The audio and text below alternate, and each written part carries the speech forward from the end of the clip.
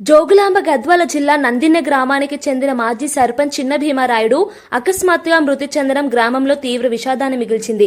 ఘటనపై సమాచారం అందుకున్న పార్లమెంట్ సభ్యురాలు డీకే అరుణ ఫోన్ ద్వారా ఆయన భార్యతో మాట్లాడి పరామర్శించారు. భర్తను కోల్పోయిన బాధలో ఉన్న కుటుంబ సభ్యులను ఓదార్చుతూ ధైర్యం నింపారు.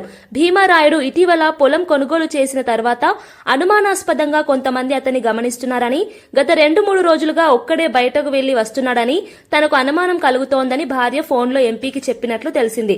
గ్రామానికి చెందిన కొందరి చేతిలోనే దాడి జరిగి భీమారాయుడు ప్రాణాలు కోల్పోయాడని ఆమె వాపోయారు. మామూలు వెనక తిరిగి తిరిగి వచ్చింది, నాకు ఏమి తెలియదు తల్లి. మా మొచ్చేతాల కల్లా ఆటోతో నా గుద్ది పాడేసిపోయినారమ్మా.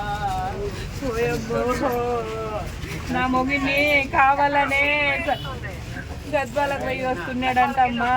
గద్వాల కాడి నుండి వస్తుంటే బుద్ధి చంపినారు తల్లి. మా ఊరోళ్ళే తల్లి, మా ఊళ్ళే చేసినారు. మా వాళ్ళే 2-3 దినాలు చూసుకుంటా కూర్చున్నారు. చూసుకుంటా ఉండే ఒక్కరిని చూసేతోని ఒక్కరిని పోయినప్పుడు అట్లా ఏం లేదు మేడం. పక్కల పొలం తీసుకున్నాం మేము. ఇంక అంతే, మాకి వాళ్ళకి ఏమీ పగలు లేవు, అంతకు మించి ఏమేం లేవు. ఏం చేయాలమ్మా, నాకు 2 ఆడపిల్లలు ఉండరు తల్లి. నీ వెనక మాము తిరిగి తిమి కదమ్మా.